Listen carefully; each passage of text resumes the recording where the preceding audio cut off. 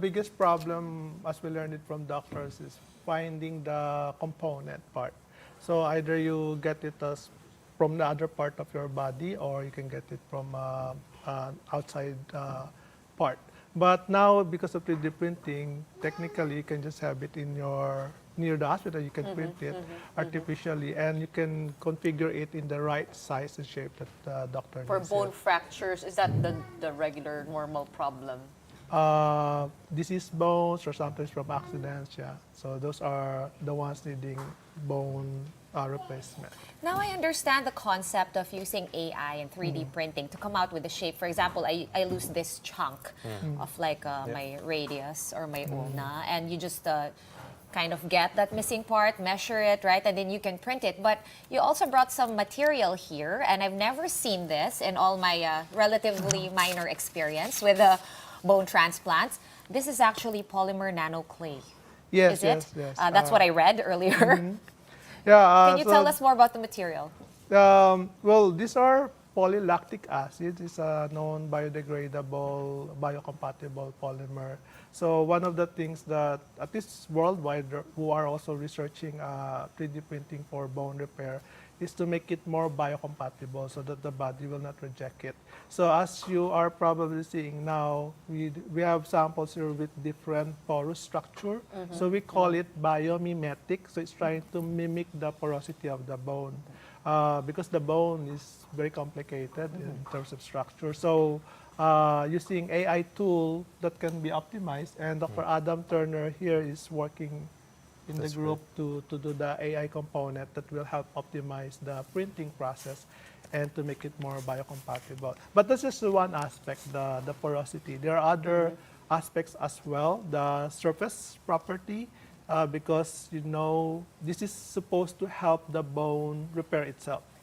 It's just a scaffold to replace the missing part, but the bone can heal itself. So basically, the way that it looks kind of like a crunchy wafer with a lot of air inside, that's for the bone cells to grow, because I actually learned this in school, that bone actually can grow back. Yes, So that's just to direct it to grow in the right spots and fill in the holes in that kind of like a plastic section. Yes, sure, exactly, yeah.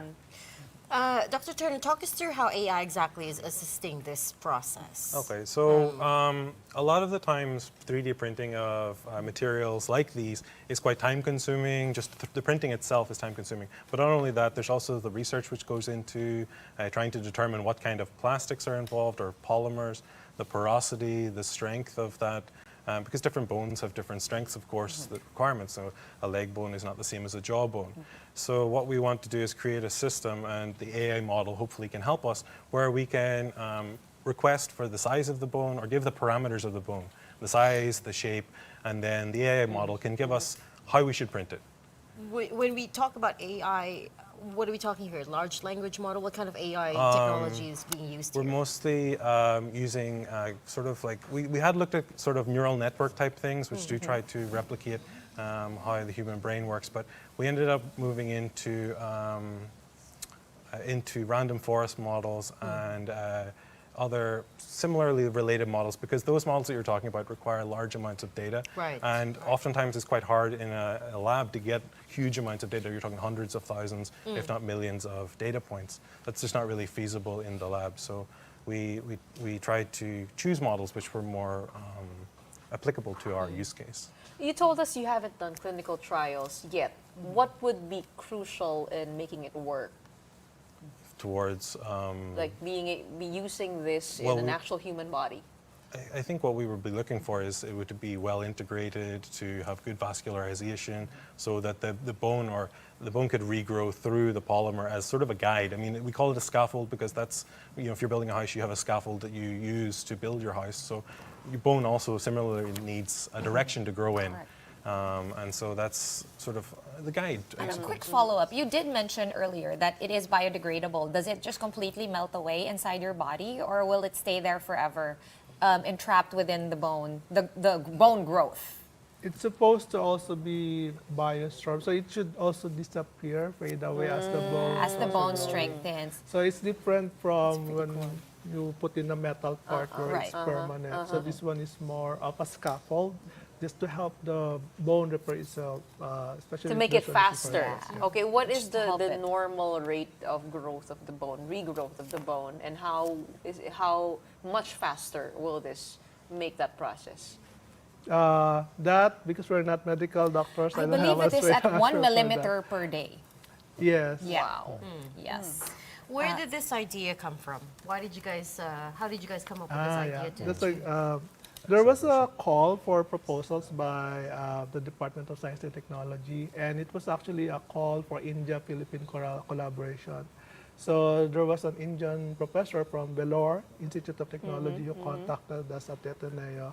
So we got into talking. Actually, we have a third member in the group, Dr. Soma Chakraborty. Unfortunately, she's in Vietnam now. Who's also a professor at Ateneo. So we got into talking. Yeah, we wanted to collaborate. So there are some researches going on in the Ateneo on tissue engineering, but not 3D printing yet. So we combined some ideas. Adam wanted to infuse it with AI to make it smarter process. We're developing the materials to make it more affordable and ready for 3D printing. So Ateneo is not funding this project? Are they funding it? I've never heard of this being done inside a university, by the way. It's partly funded by the funded, part of it, Ateneo. yeah, So yeah. the University Research Council is also putting in some funds as counterpart fund with the funding we get from the DOST. Okay, you mentioned earlier that you guys are chemists, which Yes. makes me believe that your main goal is to find the best biologically compatible material. But you're also actually doing the work of biomechanical engineers, I think. Are you? Or Somewhat, do you yeah. do you have a multi practice team wherein there's a couple of chemists in there, there's a few engineers in there. How does it work? Yeah, actually, we're multidisciplinary. That's Our the collaborator in India is from the mechanical engineering department. Is actually building also his printer. And I'm chemist, but I'm also practicing materials engineering. So it's materials. And Adam is chemist doing computational work. So it's very multidisciplinary. We also have a collaborator in India who's a biotechnologist. So she can do the cell studies, biocompatible studies. So in fact, we are planning experiments that will be done in India to do cell proliferation studies with this printed That's so material. exciting. You're gonna do that in a lab, right? Before clinical trials. Yes, Of course. lab first, animal testing before we even go to clinical and trial. how yeah. far away are you from that process? We're ready to do cell studies, so that can Cell be done in studies. India. Yes. What are cell studies? Cell studies meaning you can put it in like a dish. petri dish, and then you let real cells to grow to see how it's being integrated by the scaffold.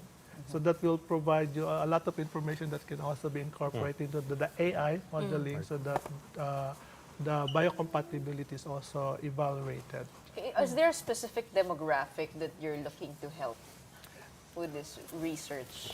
Not yet, but at least aging people, they also have usual problems with bone, diseased bones especially. But we're just talking with the wife of Adam, who's a dentist. Turns out she actually does a lot of surgery, jaw surgery, and these are the things. I said, because I was talking with her only now, she's like the best consultant for this. Oh yeah. Because did read an I do have article. 2 crowns, how and they about did have 2. Amputees. Can you Of help? course, we want to help everybody that we can with this. You know, this technology has a great chance to help people because it doesn't, hopefully won't come with the large cost implications that are associated with other types of grafts.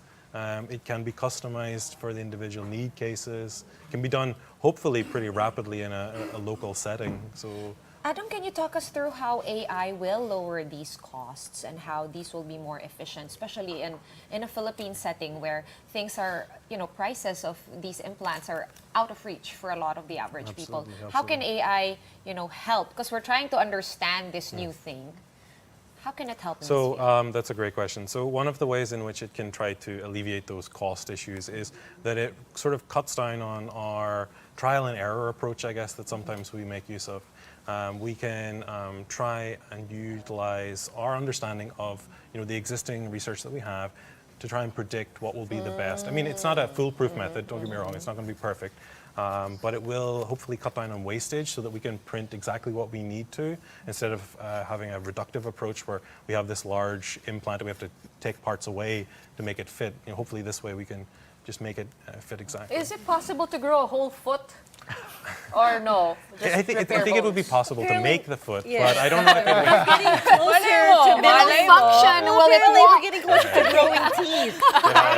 Well, I think we could 3D print a foot, you know, idea but of growing- whether or not it would But properly that's- biointegrate is a different But question. would it work, Okay. right? I read somewhere that the idea of growing teeth is something we're now getting closer and closer to. Yeah. Right? And we're just talking about your wife who's a dentist. Right. But anyways, for that matter, what kind of assistance do you guys need, right? So this technology, if it works, then it could help cut down on costs, and et cetera, et cetera. But right now, a lot hinges on the success of your project. So what assistance do you guys need?